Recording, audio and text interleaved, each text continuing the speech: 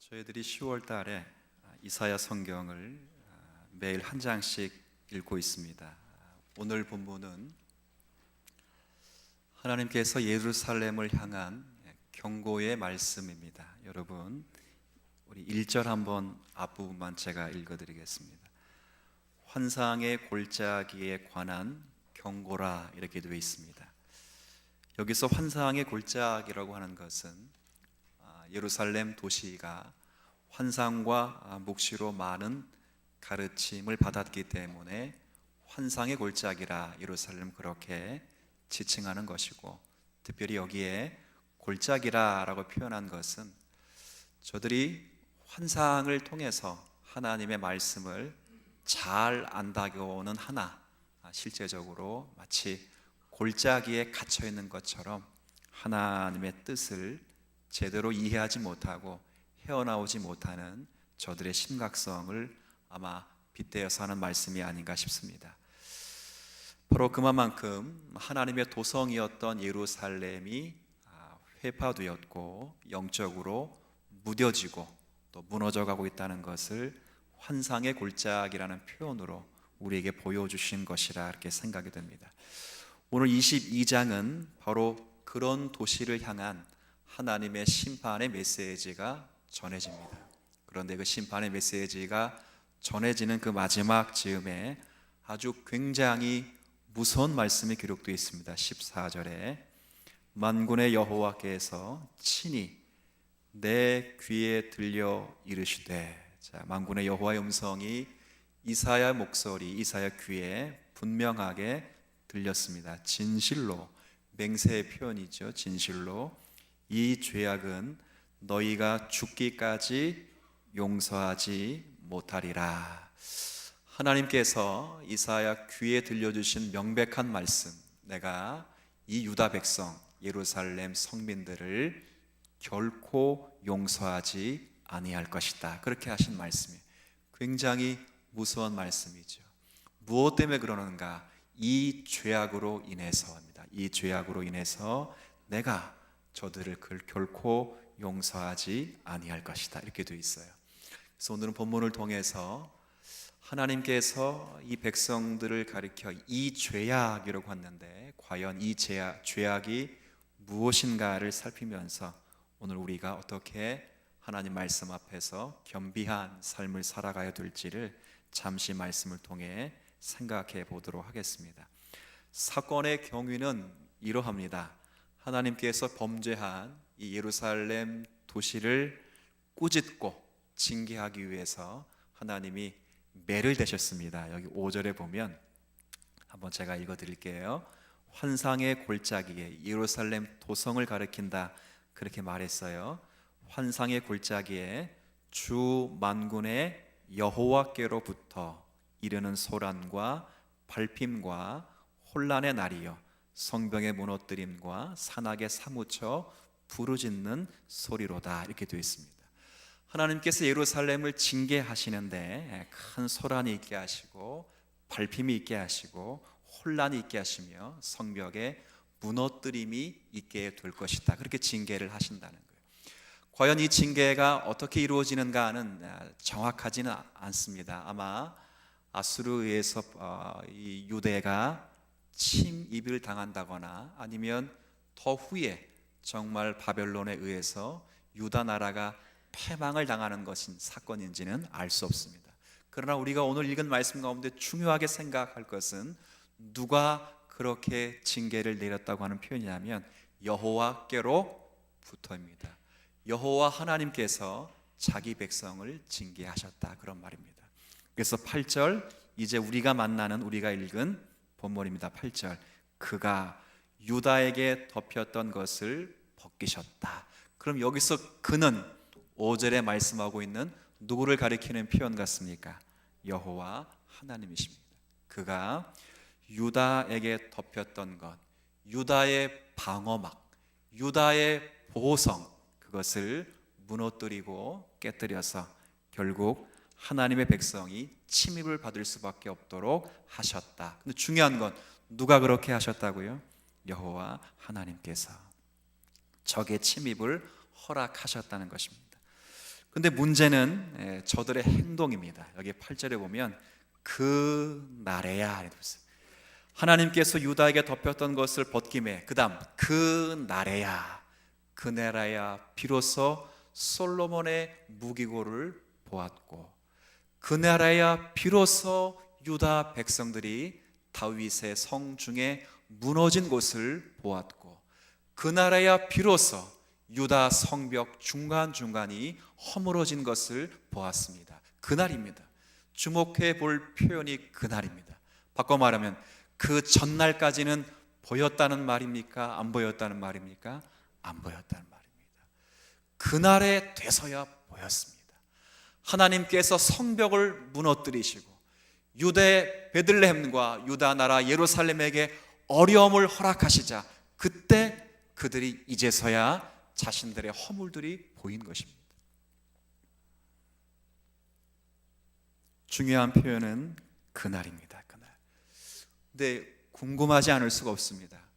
그러면 그 전까지는 왜 유다 백성들에게 이 무너진 성과 성벽과 자신들의 잘못들이 안 보였을까?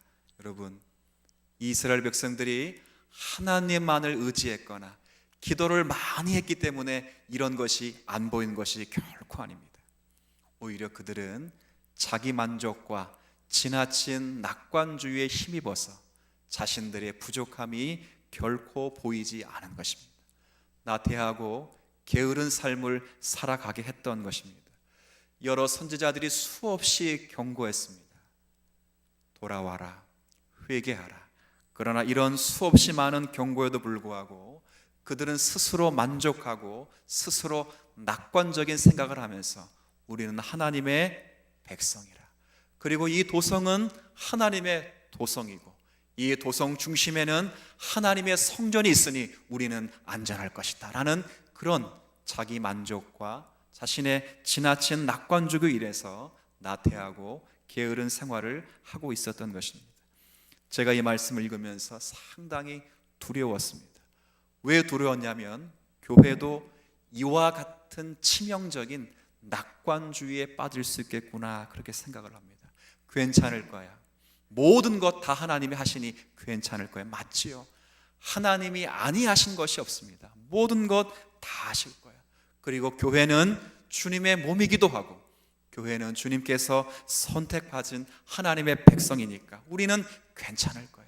하나님은 백성인데, 하나님이 날 사랑하시는데, 하나님이 날 도우시는데 괜찮을 거야 라고 생각하고만 있다면 우리도 어느 정도 조금씩 무너져가고 있는, 서서히 파괴되고 있는 예루살렘의 성벽과 성의 모습이 아닌가 생각하기도 합니다.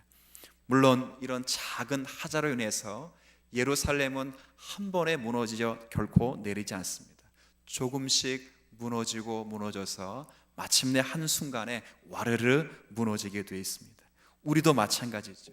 개인적인 신앙생활도 똑같다고 봅니다. 누구나 갑자기 잘못되거나 누구나 갑자기 멸망해버리는 일은 결코 없습니다. 아주 느리게, 그리고 아주 교묘한 과정을 거치면서 성도는 조금씩 무너지게 됩니다. 그 대표적인 것이 괜찮을 거야, 맞지요? 하나님이 하실 거야, 맞지요? 그러나 정말 하나님이 하시면, 하나님이 하신다고 생각하면 하나님을 의지하고 그분을 앙망하고 그분을 경외하고 있어야죠. 그러나 유다 백성들은 하나님이 하실 것이, 우리는 괜찮을 것이야 라는 것으로 명분으로 삼아 자신들의 나태와 게으름으로 하나님을 겸허히 섬기지를 않고 있다는 것입니다. 말씀을 통해서 성도들을 가르칩니다. 여러분 어디로 가고 계신 것입니까? 여러분에게 도대체 무슨 일이 생긴 것입니까? 왜 기도 생활도 예전 같지 않고, 왜 교회 활동도 그러며, 왜 말씀 보는 태도도 그렇습니까? 경성하셔야 됩니다. 각성하셔야 됩니다. 위험하다고 생각하지 않습니까? 라고 그렇게 설교와 또 가르침을 줄지라도 괜찮습니다, 내가 알아서 잘 하고 있습니다, 훈계하지 마십시오. 제가 바쁜 중에서도 이 정도 하면 괜찮은 것입니다 라고 생각하고 있다면 우리도 조금씩 무너져가고 있는 우리의 모습을 발견할 수 밖에는 없습니다. 유다 나라가 그랬습니다. 유다는 하나님의 선민이요, 유다는 하나님의 백성이라.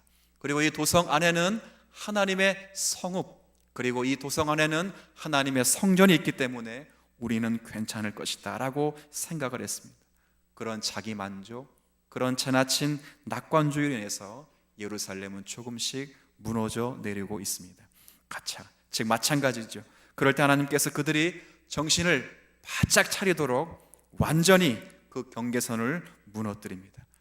그리고 그제서야 그들은 깨닫습니다. 자신들의 낙관주의가 얼마나 무서운지를 비로소 깨닫습니다. 그런데 이것 때문에 하나님이 내 백성의 죄를 결코 용서하지 아니하리라 라고 말씀하신 것은 아닙니다. 그 다음에 문제가 또 있습니다. 자, 여러 문제 가운데 방비태세를 구하고 있는데 아주 중요한 것을 저들이 놓치고 있습니다. 제가 한번 8절 중간부터 읽어볼까요? 그 날에야 저들이 숲을 곳간에 솔로몬이 세운 병기 무기 창고를 바라보았고, 그제서야 너희가 다윗성에 무너진 곳이 많은 것을 보며, 그제서야 너희가 아랫못의 물도모, 그러니까 전쟁을 하기 위해서 식수원을 그렇게 구했다, 그런 뜻입니다. 또 10절 예루살렘의 가옥을 개수하며 때론 그 가옥을 헐어서 예루살렘 성벽을 견고하게 하며, 11절 너희가 또 옛 못의 물을 위하여 두 성벽 사이에서 저수지를 만들어서 적의 침입을 막고 식수원으로 확보하였다. 가옥을 개수하며 성벽을 견고하게 한다는 것, 그건 적을 막기 위한 귀한 태도이기도 합니다. 물을 모으고 식수원을 또 확보한다는 것은 기초적인 조치이기도 합니다. 그런데 저들이 이런 모든 수비 행위를 다 함에도 불구하고 아주 중요한 것, 결정적인 것을 놓치고 있습니다.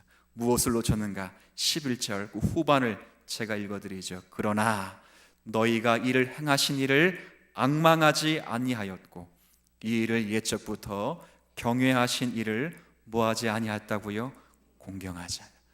너희가 물을 모을 줄 알고 너희가 성벽을 보수할 줄 알면서도 이렇게 이 일을 행하신 여호와 하나님을 의지하지 아니하는구나. 너희들이 식수원을 확보하며 저수지를 만들어서 적의 침입을 막기 위하여 그렇게 애를 쓰면서도 이 성벽을 헐게 하시고 이 방어선을 무너뜨려서 너희들에게 경계심을 주고 너희들을 깨닫게 하시는 여호와 하나님께는 돌아오지 않는도다. 이게 문제라 그 말입니다. 지적된 것입니다. 누구나 취할 수 있는 방비태세, 그것이 문제가 될 수 있겠습니까? 그렇지 않습니다. 문제는 그 일은 열심히 하는데 하나님을 겸비하지를 않는다는 것이죠. 우리가 일이 잘 풀리지 않을 때가 있습니다. 여러분, 성도라고 해도 모든 일들이 잘 풀려나가는 것은 결코 아닙니다.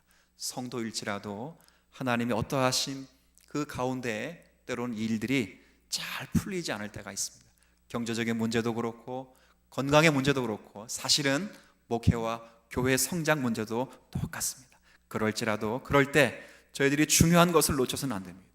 그 일을 수습하기 위해서 동분서주하는 것, 그건 괜찮습니다. 중요한 일이기도 합니다. 그러나 성도에게 있어서 보다 더 중요하고 반드시 해야 되는 일은 그런 사건을 허락하신 하나님을 바라보는 일입니다. 이것이 굉장히 중요합니다. 그런 일이 있도록 하나님을 바라보고 그런 사건을 내게 만나도록 허락하신 하나님을 바라보면서 내게 무엇을 가르치기를 원하시는가, 내가 무엇을 겸비하기를 원하시는가, 내가 이 사건 앞에서 무슨 사람으로 바뀌어가기를 원하시는가를 주님이 원하신다, 그 말이죠. 유다 백성들이 이것을 놓쳤습니다. 그제서야 자신들이 잘못됐다는 걸 깨달았습니다. 그럼에도 불구하고 열심히 방비태세를 갖추고 있음에도 불구하고 누구에게는 돌아오지 않는다고요? 하나님께는 돌아오지는 않는다는 거예요. 하나님께서 이런저런 모양으로 우리를 훈련시키시기 위해서 여러분들의 권고를 주실 수가 있습니다. 그 권고함 때문에 우리가 절망하기도 하고 그것 때문에 방비태세를 갖추기 위해서 여러 모양으로 수습하고 애쓰고 노력할 수 있습니다. 그러나 중요한 것은 그것을 허락하시고 그것을 경영하시는 여호와 하나님을 바라보는 일, 그 일을 먼저 감당하실 수 있는 우리 모든 성도 되시기를 먼저 주의 이름으로 축복합니다. 굉장히 중요한 것입니다. 굉장히. 의미 없는 시험도 없습니다. 아무 목적 없는 사건도 없습니다. 우리에게 다가오는 모든 것들은 분명히 모든 것을 창조하시고 다스리시고 섭리하시되 교회를 위해 섭리하시고 하나님의 백성을 위해 다스리시는 하나님의 손길 안에 있는 것입니다. 그러면 어떤 일을 만나고 즐거운 일이나 괴로운 일을 만나도 이것이 하나님 앞에서 답이 되는 그 순간까지 묻고 그렇게 하나님 앞에 만족스러운 답을 내야 합니다. 저들이 돌아오질 않았다 그겁니다. 근데 문제는 돌아오지 않았기 때문에 내가 이 죄악을 결코 용서하지 아니하리라 그렇게 말씀하신 것이 아닙니다. 문제는 또 다음에 있습니다. 이렇게 돌아오지 않는 이스라엘 유다 백성들에게 하나님은 한 번 더 말씀하십니다. 12절에 제가 이 말씀 읽을게요. 그날에 주 만군의 여호와께서 명령하사 통곡하며 애곡하며 머리털을 뜯으며 굵은 배를 띠라 하셨거늘. 돌아오지 않습니다. 하나님을 겸비하지 않습니다. 하나님을 앙망하지 않습니다. 하나님이 다시 한번 찾아와서 말씀하십니다. 여기 뭐라 말씀하셔요? 명령하시죠. 통곡하며 애곡하며 머리털을 뜯으며 굵은 배를 띠라. 뭐 하라는 거지요? 회개하라는 것입니다. 회개. 울라는 것입니다. 애곡하라는 것입니다. 죄를 따라 슬퍼하라는 것입니다. 굵은 배를 띠라라고 하는 것은 죽음을 애도하는 표현입니다. 이 말은 너희들은 영적으로 죽어 있다 그 말입니다. 살아야 된다 그 말입니다. 회개하라 그 말입니다. 근데 아주 중요한 폐역이 이제 13절에 비로소 기록되어 있습니다. 13절 여러분이 한번 같이 읽어주시죠. 시작. 너희가 기뻐하며 즐거워하여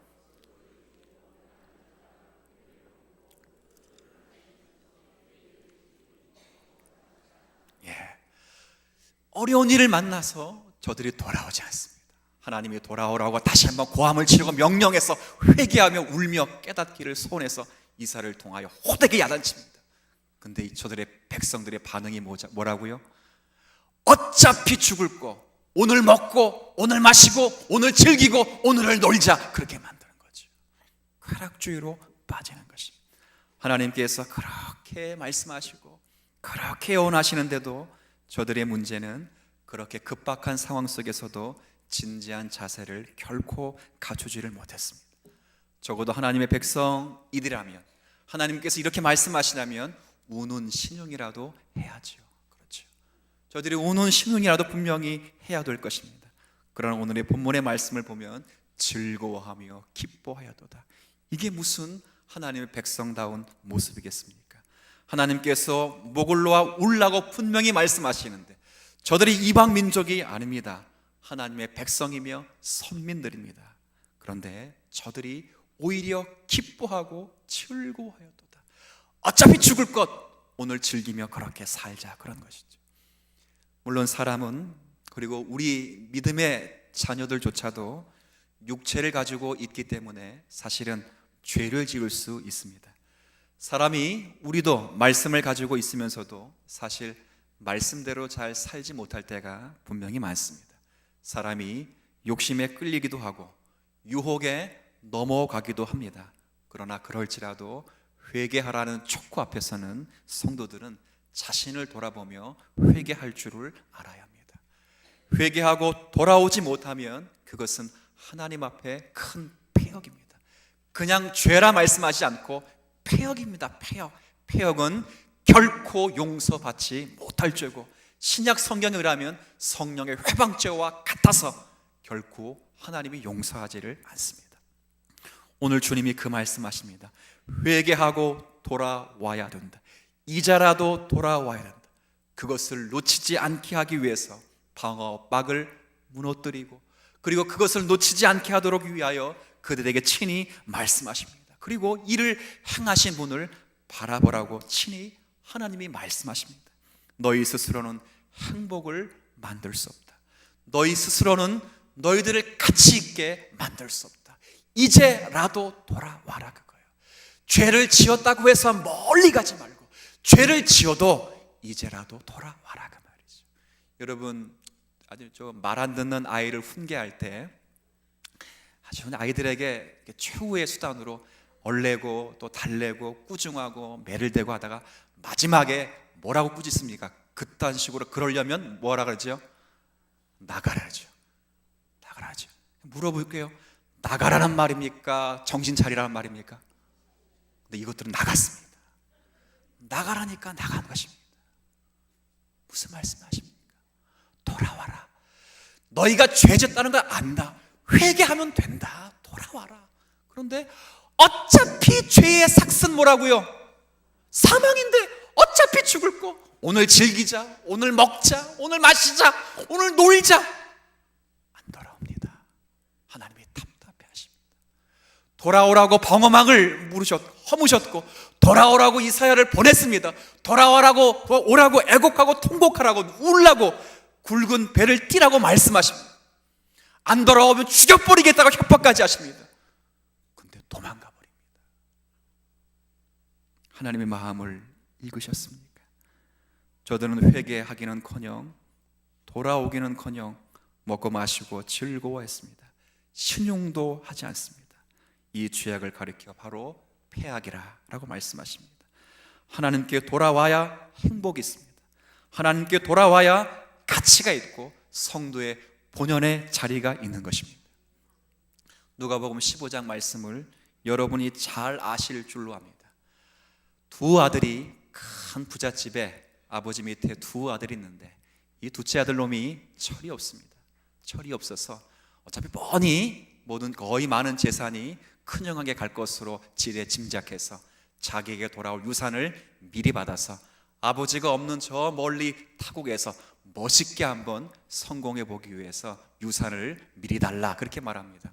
아버지가 좋지요. 뻔히 실패할 것을 알면서도 아버지가 그에게 한몫을 챙깁니다. 아버지 없는 먼 나라로 건너가서 그 사업 비용을 가지고 사업을 하는데 허랑방탕하여 모든 것들을 다 탕진했습니다. 모든 것을 다 잃었어요. 아무것도 없습니다. 그래도 살아야 되잖아요. 먹어야 되잖아요. 집에 가기는 창피하잖아요.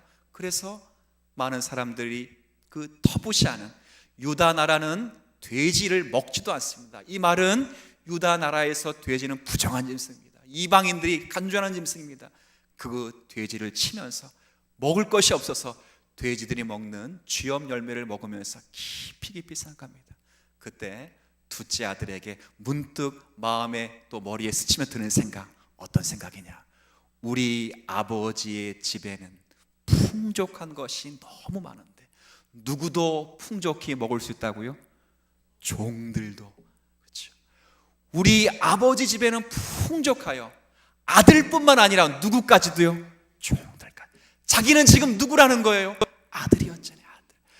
아버지와 함께하고 있는 것이 큰 복이고 아버지와 함께하고 있었던 것이 큰 가치인데 그 아버지와 함께하고 있는 동안에는 종일지라도 풍성하게 먹고 즐기며 마실 수 있는데 그 아버지를 떠나니 아무것도 남은 것이 없구나 하고 비로소 깨닫고 아버지 품으로 돌아가는 것을 봅니다. 마찬가지입니다. 인간은 인간 스스로 행복해질 수 없습니다. 인간은 우리 스스로와 가치와 인간의 본연의 기쁨과 번영을 창조해낼 수 없습니다.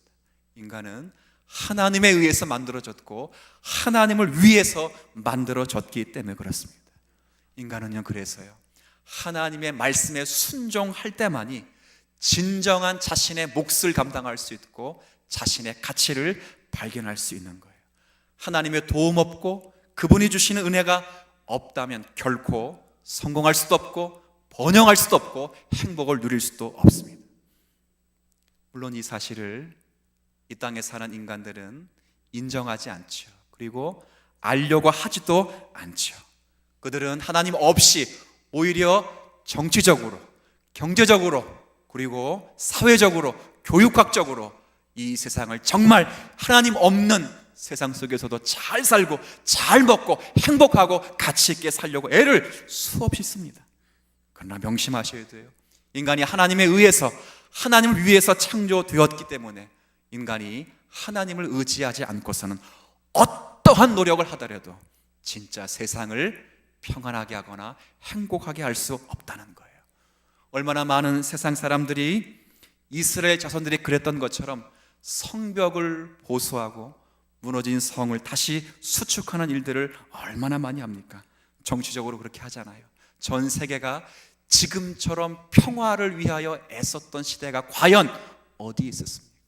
한반도에 지금 북과 남이 대치하고 있는 상황 속에서 핵 문제로 인해서 여러분 다 우리는 밤에 잠을 자지만 전 세계 강력한 강대국들은 우리가 잠을 자는 시간에도 잠도 자지 않고, 그렇죠? 이 핵 문제를 어떻게 하면 평화적으로 해결하기 위해서 애를 씁니다. 경제적으로는 얼마나 많은 이론들과 얼마나 많은 혜택들을 동원해서 이 나라를 행복하게 만들까 고민하죠. 교육학적으로는 얼마나 많은 교육학자들이 이 인간들을 세상에 가치 있는 사람들을 만들까 고민하고 많은 교육학적 프로그램을 만들어내죠. 기독교는 거기에 더해서 기독교 윤리적 대안들을 수없이 대책들을 마련해서 그것이 강구되어지고 그것이 이루어지는 한도 내에서 인간은 가치 있다 그렇게 말하기도 합니다. 근데 문제는 그렇게도 열심히 일하고 있지만 세상이 나아지지를 않습니다. 결코 나아지지를 않습니다. 왜 그렇습니까? 그건 당연히 인간은 하나님의 피조물이기 때문에 하나님의 도움 없이는 결코 행복과 성공을 누릴 수 없기 때문입니다. 꼭 기억하셔야 됩니다. 인간의 문제는 한 번만 따라해 볼까요? 신앙적인 문제다. 아무리 정치를 갖다 둬도, 아무리 경제를 갖다 둬도, 교육을 갖다 둬도, 거기에 모든 사회학적 구조, 기구를 다 갖다 둬도 인간을 행복하게 하거나 가치 있게 할 수 없습니다. 인간을 행복하고 가치 있게 할 수 있는 유일한 이유는 하나님 있는 인생, 하나님 모시는 인생, 하나님만을 주로 고백하는 인생, 그분을 의지하는 인생, 그렇게 될 때 인간은 행복할 줄로 믿습니다.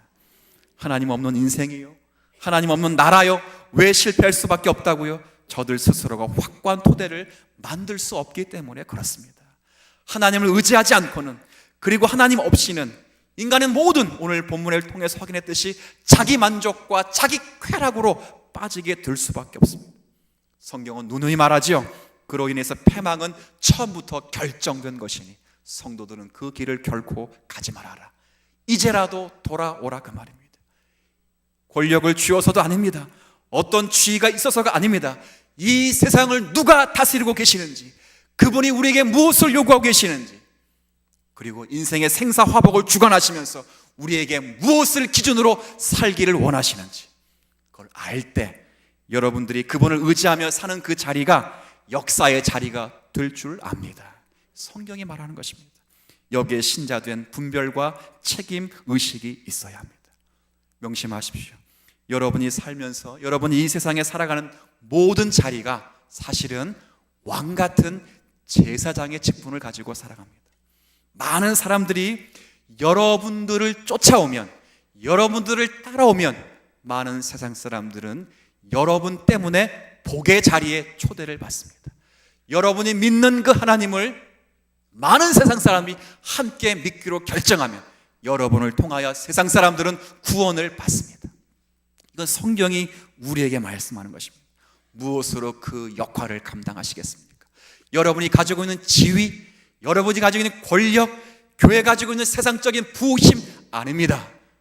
오직 그 일을 감당할 수 있는 유일한 이유, 그것은 여러분이 하나님에 의해 창조되고 하나님을 위하여 창조되었다는 사실을 굳건히 세워서 여러분이 주님을 의지하고 말씀대로 살 때만이 하나님의 영광과 뜻을 이루어낼 줄로 믿습니다.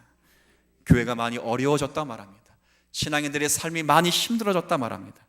우리가 과연 무엇을 놓치고 있는가를 생각하셔야 됩니다.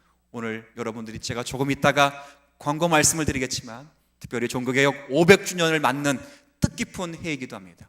오늘 오후 예배 시간에 귀한 목사님을 모시고 아직 끝나지 않는 종교개혁이라는 주제를 가지고 귀한 강의를 강설해서 함께 은혜를 나눌 것입니다. 과연 우리가 종교개혁의 후예자들로 무엇을 위하여 살아가야 될까를 고민하고 이 말씀 앞에서 하나님의 뜻을 생각하셔야 됩니다. 여러분이 오늘 기억하시고 이 말씀 앞에서 생각하셔야 될 것, 우리 하나가 회개하고 하나님 앞에 온전히 서면 우리가 몸담고 있는 사회와 우리가 몸담고 있는 지역이 여러분을 통하여 복을 얻게 될 것입니다. 여러분 하나가 스스로 회개하고 충성하면 여러분이 의인 10명이 되어서 소돔과 고모라 성이 무너졌던 것과 같은 방식이 아니라 여러분을 통하여 이 나라와 민족에게 여전히 긍휼과 자비를 베풀어 주실 것입니다. 문제는요, 우리가 돌아서야 된다는 거예요. 하나님을 진심으로 의지하고 그분을 붙잡아야 된다는 것입니다. 과연 우리가 이런 삶의 자리가 있는지, 여러분 자신을 위하여 울고 있는지, 우리의 자녀를 위하여 울고 있는지, 우리의 삶의 여러 환경 속에서 주님 붙잡고 의지하고 있는지를 오늘의 말씀으로 확인받고 성도의 삶을 본연히 살아가는 우리 모두 되시기를 주의 이름으로 부탁을 드리겠습니다. 하나님 아버지, 우리 스스로는 우리의 행복을 위하여 확고한 토대를 만들 수 없는 연약한 인생들입니다. 하나님 없는 인생, 하나님 나라 없는 나라는 온전한 실패를 경험할 수밖에 없다는 것, 성경이 이미 우리에게 가르쳐 주고 있는 그런 말씀입니다. 우리가 권력을 주어서도 아니고 어떤 주위에 있어서가 아니라 오직 이 세상을 다스리시고 통치하시는 하나님을 알며 그분을 의지하며 그분이 내게 무엇을 요구하시는가를 겸허히 받아 오직 하나님만을 경외하며 그분 앞에서 주의 말씀을 붙잡고 또 진심과 정직한 삶을 이 땅에 구현할 때 하나님께서는 저희를 통하여 이 세상을 구원하실 것이며 주의 뜻을 온전히 이루어낼 것입니다. 우리가 오늘 받은 경고의 말씀을 가슴에 담게 해주시고 모든 사건의 근원 되시는 하나님만을 바라보게 하여 주옵시며 이를 앙망하고 또 이를 경영하신 여호와 하나님을 공경하며 언제나도 하나님 중심의 삶을 살아가기를 힘쓸 수 있는 저희 모두가 되게 하여 주옵소서. 예수님의 이름으로 기도 올리옵나이다.